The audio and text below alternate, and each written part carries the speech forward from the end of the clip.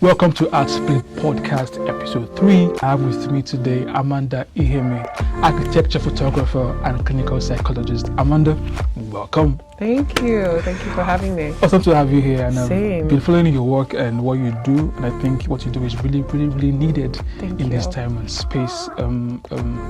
Art gives us relief, or what would you describe that art does to the viewer, the listener, from a psychologist's point of view? I think that what art does, it differs with every individual. For some people it entertains. For some people it might be like a spiritual experience. For some people it creates a sense of awe. For some people it's a way for them to communicate. For some people it's pretty much just like gives a voice to things that they can't say with words, or even to think properly or frame. So depending on the individual, the relationship that they have or the connection they have with the work is what determines the experience they have. There is this two broad spectrums to which artists get inspired, either from inner troubles or external troubles. Yeah. But why is trouble part of the experience in making art? I think one, it's part of the experience because it's a human experience. Okay. And for Nigerians, trouble, negativity, strife, despair is a constant in our existence. Like every single day is faced with, how do I get over the stress of Nigeria today? Nigeria doesn't bring a lot of peace of mind to you. It doesn't give you a lot of calm. It doesn't create a lot of, okay, let life just flow and enjoy it. You have to actively chase joy. You have to actively chase peace. So I think for one, it's because it's a major part of our human experience. Then the second part has to then do with like the social part, where there's the idea of a troubled artist, and also because it's easier romantic to create. Not really romantic, actually. It's actually a lot easier to create when you're sad, because there is just this need to express. There is a need to put something out. Like, I need to get these feelings out. I need to talk about how I'm feeling. I need to, depict this, and you want to share. But when you're happy, you're like, okay, I'm content. Now what? Like, what do I do with all this joy? So it's a different things.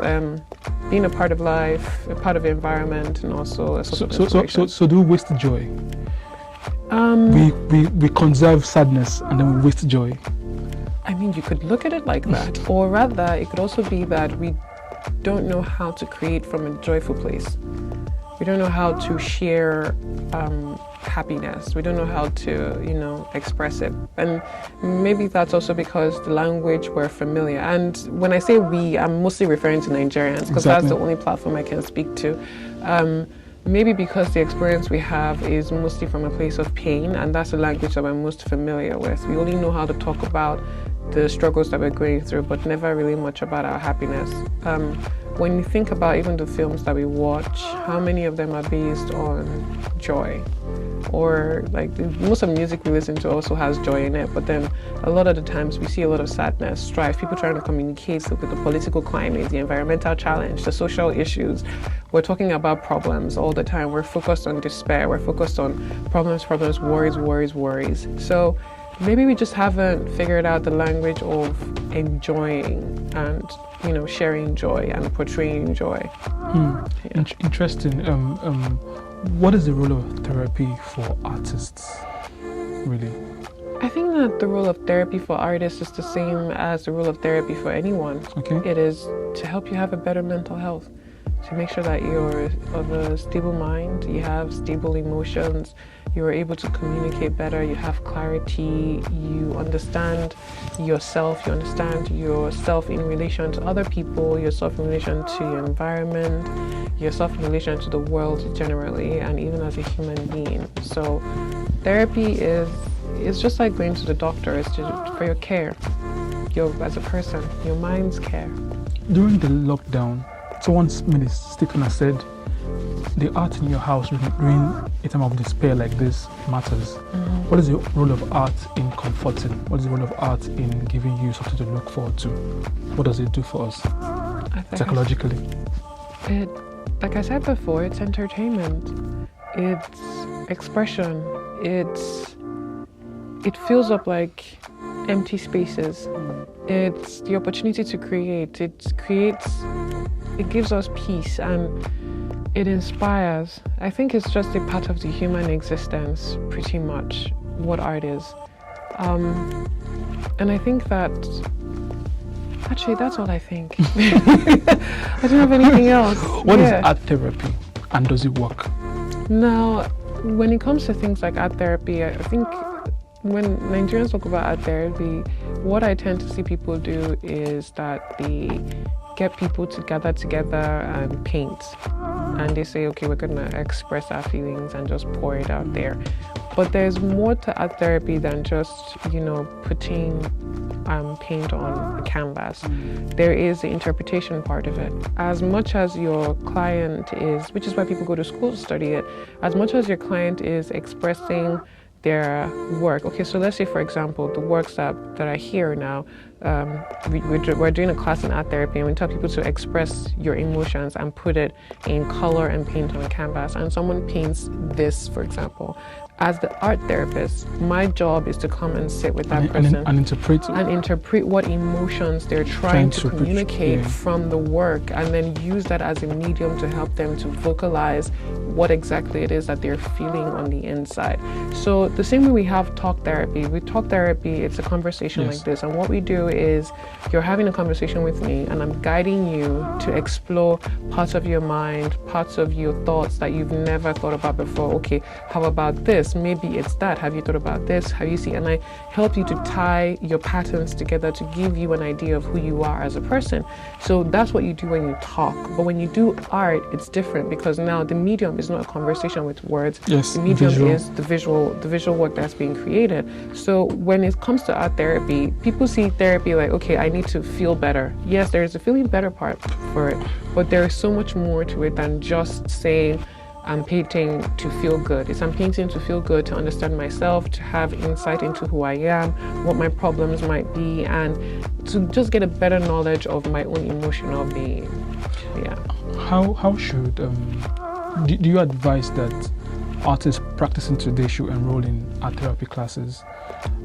No. Why would they do that? They're artists already, except you have an interest in mental health care. I like what you just said right now. They are artists already, because the act of painting should give therapy in itself. No, not really. Okay. I mean, they're artists. That's their job. Art therapy is a different job altogether. Okay. So let me rephrase the question. Sure. Should artists who are troubled with their work seek art therapy? I think artists who are troubled with their work should seek therapy. Okay. And then if they find a good art therapist and they think that art therapy would be helpful for them, yes, then they can go to an art therapist. I think that an art therapist doesn't have to do it if you're an artist or not, because in essence, you're a human being. That's it.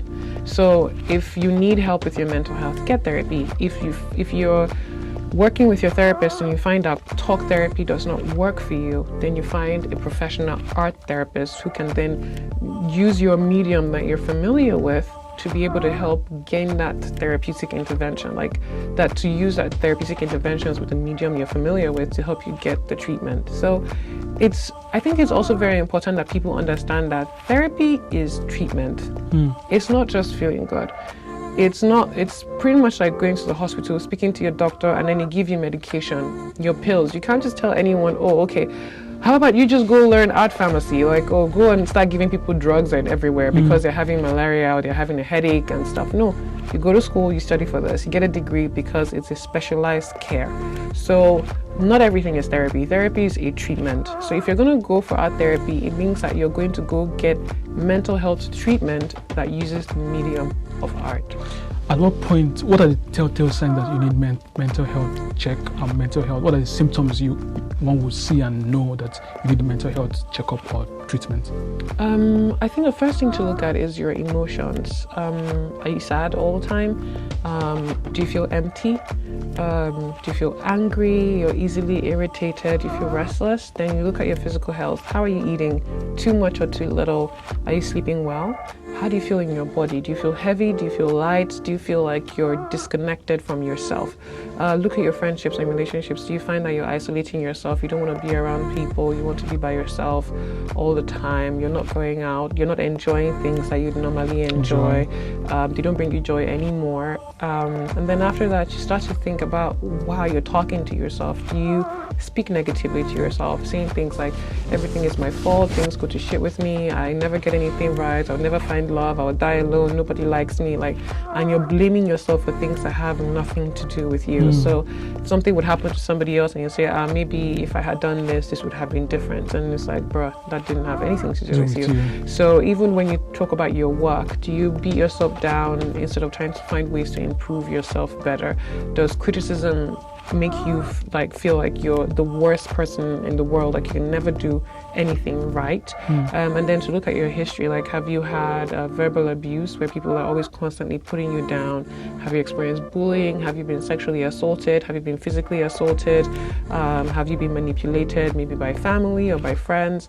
So when you sit with yourself and you ask yourself these questions and you realize that a lot of those questions are getting positive answers in the area of, yes, I talk to myself this way, I feel this way, I feel very heavy inside, I'm crying all the time, I feel very anxious, I feel uneasy, I can't rest and settle down properly, sleeping is very difficult for me, I'm not focusing on my work, concentration is very difficult, my attention is not good enough for me, I can't really understand communication between people.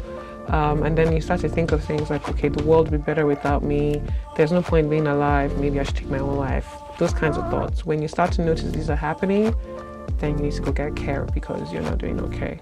And it's not something that's just going to disappear on its own. Story of Van Gogh, about how he got to this state and he had to cut off his ear and everything. And have you had such experiences in Nigeria? Where people have cut their ear off? Not gone that far, but at the brink of such self-harm and stuff. Yeah, of course. We've had cases of suicide attempts. We've had people who've also killed themselves too. They've succeeded at committing suicide. We have people who self-harm by cutting themselves or engaging in reckless behavior.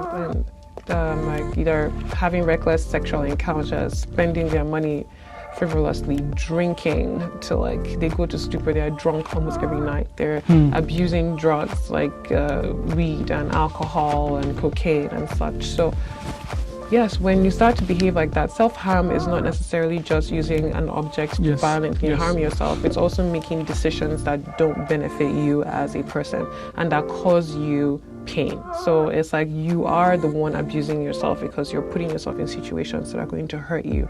So you drink too much, you engage in reckless sexual behavior, you're smoking way much more than you should be and probably shouldn't be smoking at all. You're abusing drugs, even if they're prescription medication, or you're just abusing drugs that's like recreational drugs like Molly or cocaine, and you're using it to the point where you're not able to function at all. So we do have people who harm themselves in different ways, and I'm sure we see them around us. I'm sure we definitely have that friend that's always drunk, that's always drinking. If after work is over, they're drinking and they get drunk every night. That person is not doing well at all. What is the role of spirituality in aiding one's mental health? I think that spirituality gives meaning to existence. Okay. It gives people a sense of purpose. It gives people faith and it gives people hope. And that hope is that there is a greater power that is supporting you apart from just you yourself, that guides you, that shows you the path to follow, that's watching over you. So yeah, it gives people a lot of meaning. And that helps because in therapy, people need hope and faith that they're going to get better.